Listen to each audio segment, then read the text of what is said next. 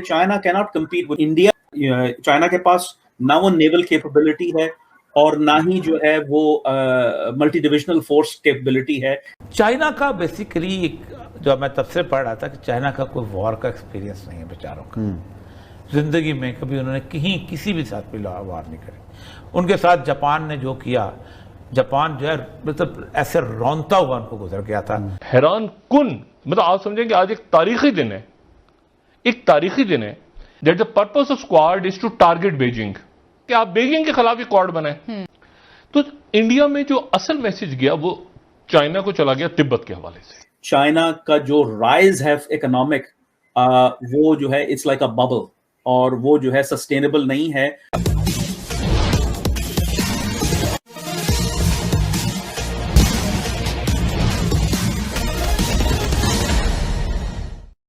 पाकिस्तान के लोग अब यह स्वीकार करना शुरू कर दिए हैं कि भारत चीन से अकेले निपट सकता है। चीन दरअसल सेकेंड वर्ल्ड वार यानी 1945 के बाद कोई युद्ध लड़ा ही नहीं, और उस युद्ध में भी उसे जापान के हाथों बुरी तरह से पराजय का मुंह देखना पड़ा है। ऊपर से अमेरिका के विदेश मंत्री का भारत में आकर यह घोषणा करना कि हम चीन के खिलाफ भारत का हर संभव मदद करेंगे, भारत की ताकत को कई गुना और बढ़ा देता है। इसी पृष्ठभूमि में पाक मीडिया की परिचर्चा आइए आगे सुनते हैं।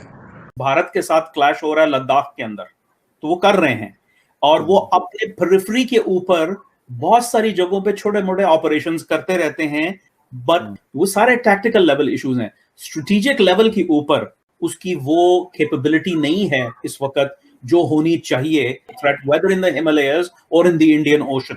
China cannot compete with India. China के पास ना वो नेवल कैपेबिलिटी है और ना ही जो है वो मल्टी डिविजनल फोर्स कैपेबिलिटी है। चाइना का बेसिकली जो मैं तब से पढ़ रहा था कि चाइना का कोई वॉर का एक्सपीरियंस नहीं है बेचारों का। जिंदगी में कभी उन्होंने किसी भी साथ भी वॉर नहीं करी। उनके साथ जापान ने जो किया, जापान जो है मतलब ऐसे रौनता हुआ उनको गुजर गया था सेकेंड वर्ल्ड वॉर के अंदर। और हालत ये थी कि जापान के पास कोई जेल नहीं थी, ना चाइनीज ने कभी कोई जेल बनाई थी। जेल होती तो जापानी भी वहाँ ले लगते। तो करते ये थे कि चाइनीज को पकड़ते थे और उनको दरख्त के साथ लटका के उसके कील ठोक देते थे हाथ में, और वो आगे निकल जाते थे, फिर उनकी जेल में ही लटके मर जाते थे। अमेरिका का इस वक्त कोई और कंसर्न नहीं है, कोई और प्रोजेक्ट नहीं है, कोई और जंग नहीं है, सिवाय एक प्रोजेक्ट के, सिवाय एक जंग के, और वो कंटेनमेंट ऑफ चाइना। और सेक्रेटरी ब्लिंकन जो हैं वो 20 घंटे के लिए नई दिल्ली आए, तो उन्होंने ये मुलाकात की। फिर उसके बाद उनकी मुलाकात हुई अजीत डोभाल के साथ, और उनकी मुलाकात हुई जयशंकर के साथ जो उनके वजीर खारजा हैं, और फिर उसके बाद उनकी मुलाकात हुई वजीर आजम मोदी से, और उसके बाद वो चले गए। अच्छा, जो अजीत डोभाल से मुलाकात हुई वो 1 घंटे की मुलाकात में क्वाड, अफगानिस्तान, सिक्योरिटी इश्यूज, ये इश्यूज क्या ठीक है, बस अब इलाके के ऊपर ही।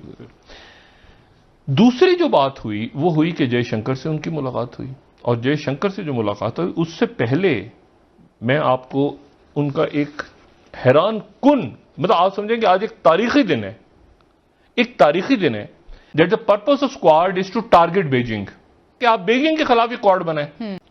तो इंडिया में जो असल मैसेज गया वो चाइना को चला गया तिब्बत के हवाले से। सही, ठीक। तिब्बत के जो नुमाइंदे हैं वो उन्होंने मुलाकात की।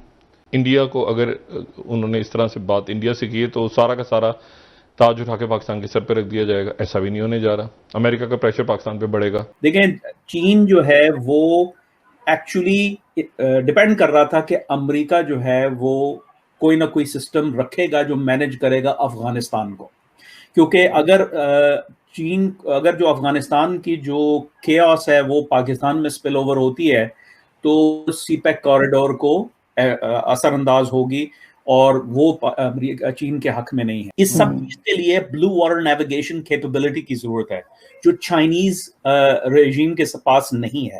कि भाई चाइना का जो राइज है इकोनॉमिक, वो जो है इट्स लाइक अ बबल, और वो जो है सस्टेनेबल नहीं है, और वो एक्चुअली चाइनीज इकोनॉमिक मॉडल को ज्यादा सर्व करता है डोमेस्टिकली, बजाय इसके कि वो पावर प्रोजेक्शन कर सकें। चाइना इनवर्ड लुकिंग है, और जब से 2008 का फाइनेंशियल क्राइसिस आया है, चाइना जो है उस तरीके से एक्सपोर्ट नहीं कर पा रहा, उसकी जीडीपी ग्रोथ सस्टेन नहीं हो पा रही, क्योंकि ग्लोबल एपेटाइट नहीं है इंपोर्ट्स का। कि हम चाइना की तरक्की को कैसे महदूद कर सकते हैं। और चाइना की तरक्की को महदूद करने के लिए दो बुनियादी मुल्क हैं, एक पाकिस्तान और दूसरा अफगानिस्तान। पाकिस्तान और अफगानिस्तान दोनों इसलिए अहम है कि पाकिस्तान के साथ के अंदर से सीपैक की वो बुनियादी शारक गुजरनी है जिस शारक ने चीन को बाकी सारी दुनिया से मिलाना है। कि चीन के खिलाफ अफगानिस्तान को डिस्टर्ब करने के लिए तीन बुनियादी मुल्क हैं जिन्होंने ये काम करना है जी। एक भारत, एक ताजिकिस्तान, उज्बेकिस्तान और किसी हद तक ईरान। जब आपकी इकोनॉमी जो है, पूरा मॉडल जो है वो एक्सपोर्ट्स, मैन्युफैक्चर्ड गुड्स का एक्सपोर्ट्स पे बेस्ड हो, तो आप डिपेंडेंसी हो जाती है आपकी ग्लोबल जो है इकोनॉमिक हेल्थ, फाइनेंशियल वेलबीइंग की। 2008 के बाद ये हुआ है कि भाई अब वो उस तरीके से सस्टेन नहीं कर पा रहे। कि देखें, जाहिर है पिवट टू एशिया, चाइना को काउंटर करना है, लेकिन वो एक हायर लेवल का स्ट्रेटेजिक जो है ऑब्जेक्टिव है, लॉन्ग टर्म ऑब्जेक्टिव है। शॉर्ट टर्म में पाकिस्तान का, रियासत का अपने पैरों पे खड़ा होना वो अमेरिका के लिए बहुत अहम है, ठीक है। और अगर चाइना उसमें मुआवनत कर रहा है तो that's good from an American point of view, क्योंकि अमेरिका नहीं कर पा रहा, अमेरिका करना नहीं चाहता, कर नहीं पा रहा, और बहुत सारे जो है इश्यूज हैं, पाकिस्तान के बायलैटरल प्रॉब्लम्स रहे हैं इंडिया अमेरिका के साथ, तो वो कैसे होगा। तो अब ऐसे असना में जब अमेरिका नहीं कुछ कर पा रहा तो सीपैक इज गुड, ठीक है, from an American strategic point of view. लेकिन अब सवाल ये उठता है कि जैसे आपने फरमाया कि भाई वो तो कॉरिडोर मिल रहा है, और फिर आप अरेबियन सी और स्ट्रेट्स ऑफ हॉर्मुज में भी पावर प्रोजेक्शन है, तो उसमें भी एक लॉजिक है कि सबसे पहली बात यह है कि अमेरिका का जो लॉन्ग टर्म फोरकास्ट है वो ये है कि इस खित्ते के अंदर इतनी स्टेबलाइजेशन नहीं होगी कि चाइना जो है वो इस चीज को बरूए कार उस तरीके से ला सके जिस तरीके से वो ऑप्टिमाइज करना चाह रहा है।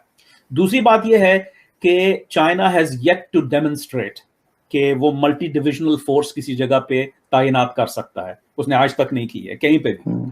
उसके बाद फिर अगर आप जो है मैरिटाइम वाटर्स की बात करते हैं तो सिर्फ सीपैक नहीं है, there is something called CMEC as well, जो म्यांमार से आ रहा है। और आप देखिए कि उसके बाद ये BRI, ये सीपैक, ये सारा ऑपरेशनलाइज हुआ है एज एन अल्टरनेटिव, क्योंकि इन द एंड ये चाइनीज कंपनीज हैं जो बिल्ड कर रही हैं ये इंफ्रास्ट्रक्चर, चाहे वो सेंट्रल एशिया में है, चाहे वो साउथ ईस्ट एशिया में, पाकिस्तान में, चाहे वो कहीं और होगा, ईरान में की बात की जा रही है। Ultimately, it's Chinese money going to Chinese companies to pay for Chinese employees, और उसका फायदा लोकल हुकूमतों को होता है। लेकिन ऐसा नहीं है कि ये इमदाद दी जा रही है कि जो ना लिक्विड टैक्स तौर पे। भारत और चीन के बीच सीमा पर तनाव जारी है। हालांकि भारत और चीन के बीच रूस की मध्यस्थता में जो 5 सूत्री फार्मूला तय किया गया था उसके अनुसार सीमा पर यथास्थिति कायम है। अभी तक कोई अप्रिय घटना की सूचना नहीं आई है, पर अभी खतरा टला नहीं है। छोटी सी भी एक भूल बड़े युद्ध का कारण बन सकती है। इसी बीच अमेरिका के राष्ट्रपति एंटोनी ब्लिंकन 2 दिनों के भारत के दौरे पर आए थे।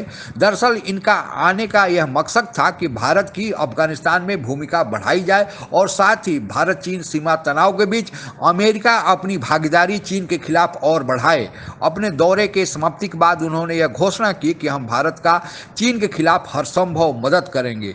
आप लोगों को पता ही होगा कि भारत और चीन के बीच अभी तक 8 दौरों का बातचीत हो चुका है, लेकिन कोई ज्यादा सफलता अभी तक नहीं मिली है। चीन ने पुनः आगे वार्ता के लिए 26 जून के वार्ता का एक तारीख निश्चित करके भारत को भेजा था, लेकिन 26 जून को भारत में कारगिल दिवस मनाया जा रहा था और उस विजय दिवस पर भारत वार्ता करना नहीं चाहता था। लेकिन अगले तिथि के लिए शायद अगले वाले जो अगस्त का महीना है उसके पहले वीक में तिथि निर्धारित की गई है।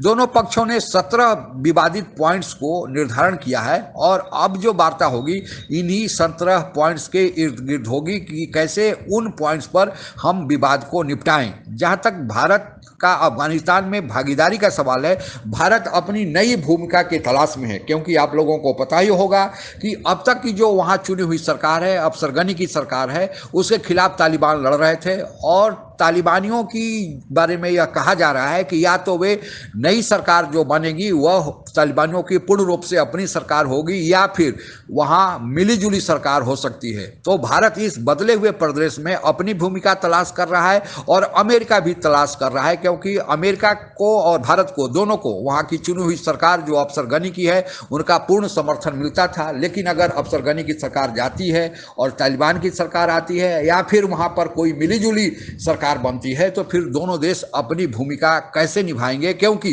अफगानिस्तान बहुत ही एक महत्वपूर्ण जगह पर स्थित है। वहां से सेंट्रल एशिया का प्रवेश द्वार है, वहां से भारत व्यापार कर सकता है ईरान के रास्ते, या फिर पाकिस्तान रास्ता दे तो पाकिस्तान से होकर भी भारत व्यापार कर सकता है। साथ ही वहीं से चीन पर, अमेरिका, ईरान पर और पाकिस्तान तीनों पर नजर रख सकता है। साथ ही भारत उधर से अमेरिका के मिलकर चीन पर भी नजर रख सकता है और साथ ही भारत पाकिस्तान पर भी दबाव बना सकता है। इसलिए भारत की अफगानिस्तान में भूमिका जो तलाश किया जा रहा है वह बहुत ही महत्वपूर्ण है और अमेरिका के मदद से लगता है कि भारत को बड़ी भूमिका वहां मिलने वाली है। आजकल के में जो निर्णय होंगे वह बहुत ही भविष्य के लिए अच्छे साबित होने जा रहे हैं। आज के लिए बस इतना ही।